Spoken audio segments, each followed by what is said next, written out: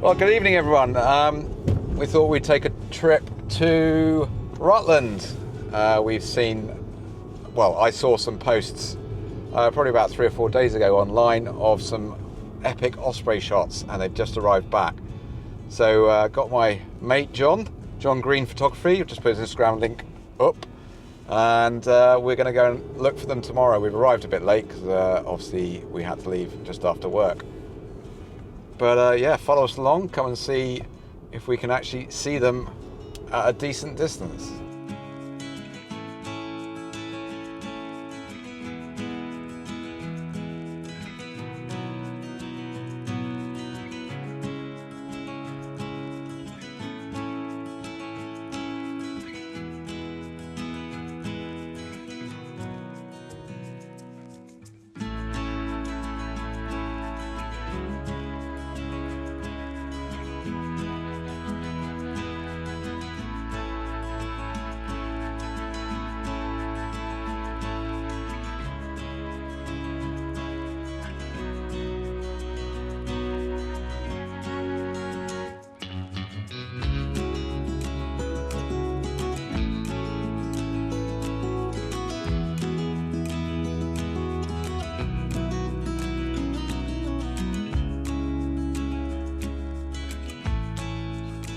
Well, morning everyone.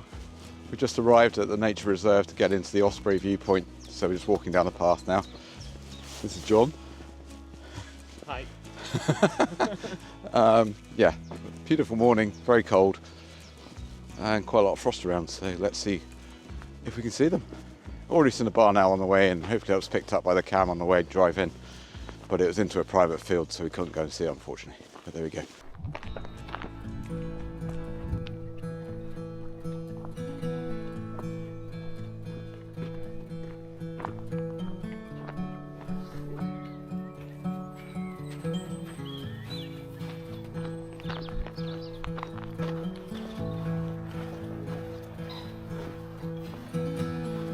Eight past 6.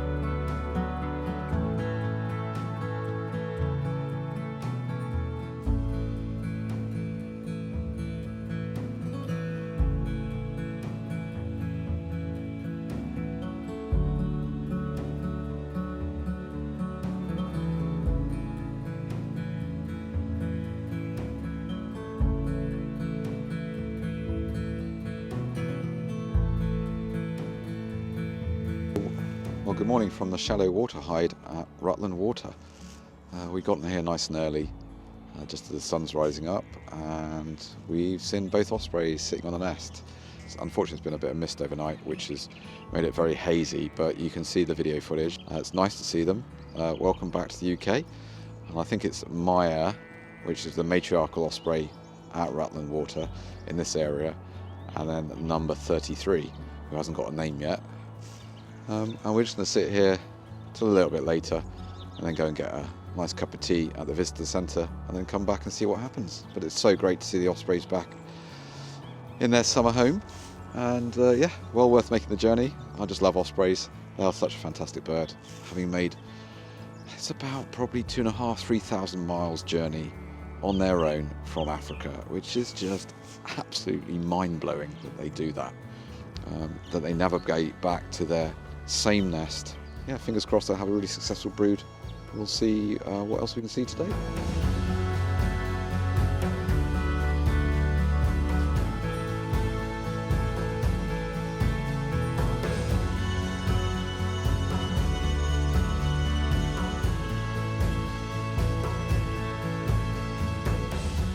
Well, let's explain what happened on our trip to Rutland Water with the Ospreys and how the atmospherics almost ruined our day.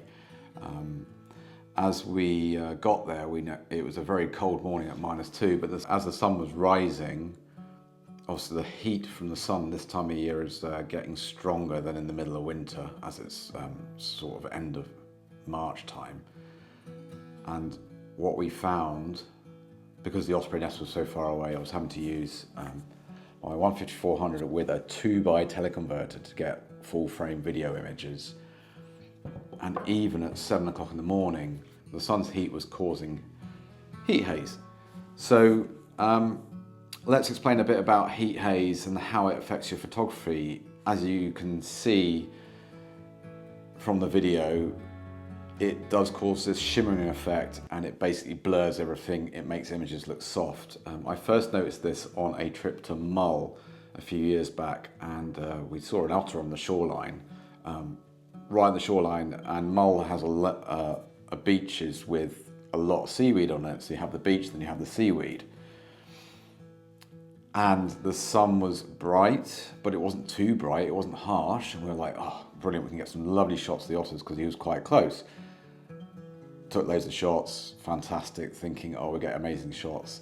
Didn't look at them until we got home, and we're like, oh dear, why are they all soft? And to be honest, I spent a lot of time trying to think, oh, there's something wrong with the lens, something wrong with the camera. And then I was doing a bit of Googling, and it was like, heat haze. And it doesn't need to be a warm day for heat haze to affect your pictures. As the trip to Rutland actually showed, it was actually quite cold. But what you get is when you get the temperature differential between cold air and warm air, it creates this shimmering effect. You've probably seen it on a hot day when you're driving down a road and you can see like mirages and slight shimmers, and the image is distorted. And that's effectively what's happening. As the air warms, the warmer air is less dense than the colder air, and they create like waves. And this can distort all images. And it is a real problem for all of us photographers and videographers, as it distorts the images. And there's pretty much nothing you can do about it. You can try a bit of sharpening in post-processing, but to be honest, sometimes it just doesn't come out right. So that is what almost ruined our day up at Rutland. So please do bear this in mind when you're out on it doesn't need to be a warm day, on a bright day and the sun's coming up. Probably the best way to avoid this is get closer to your subject. I was using extreme focal length, so 15400 with a teleconverter in is 500mm. Then I put a 2x teleconverter on it that makes it 1000 millimeters. Now, because it's a micro four third system, that effectively gives me double crop. So that's 2000 millimeters focal length. And then I use my digital teleconverter for the video, and it just wasn't happening. As you can see from this video here, you can see the shimmering of the image, and that is pretty much what's causing problems. I hope that explains the phenomena of heat haze. It is a real bugbear. There's not much you can do to get rid of it. The tips I found online are basically get close to your subject, get more elevation, so you're shooting more down into it, so you're not shooting across. Don't use such extreme focal lengths. Obviously with all long lenses, heat haze is an issue. Shoot early in the day, shoot later in the day, and just be aware of it, because you might get a really disappointing session if you go out in the wrong conditions and you're not aware of it. I hope this helped. Now back to the video, and let's see if I actually managed to get any decent images. Well, that was definitely worth the drive. Just was thinking of going to go and get a cup of tea. One of the Ospreys launched off the platform and flew right past the hide, and then came past with a stick, literally probably about 50 feet away. We've got some epic photos.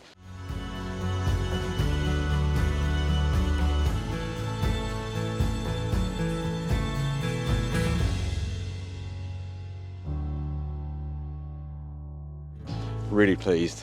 We're just going now to get a cup of tea and get the permit, put it in the car, and then back to the hide, because I think we're going to get action throughout the day. So yeah, really worth making the effort to come up. First Osprey of the season.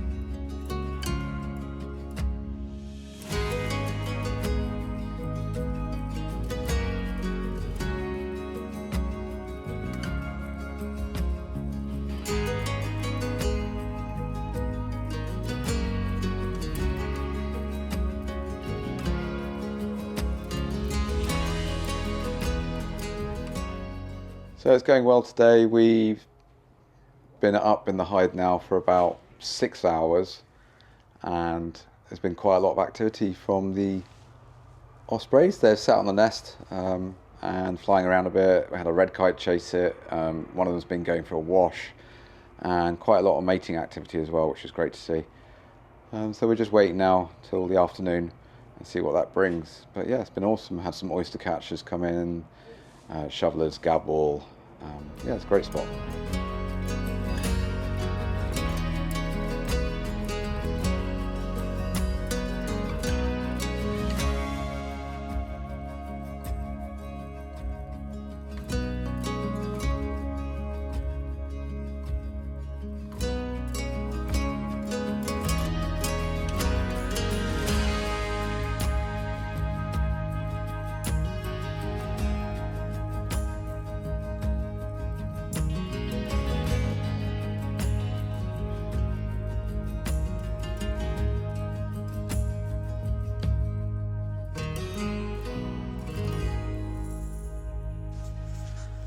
Oh my God, we just had the Osprey fly right past the hide, straight into sun, shooting straight into sun, but it was amazing. And it's just flying again. And yeah, it's the looks like the action's hotted it up.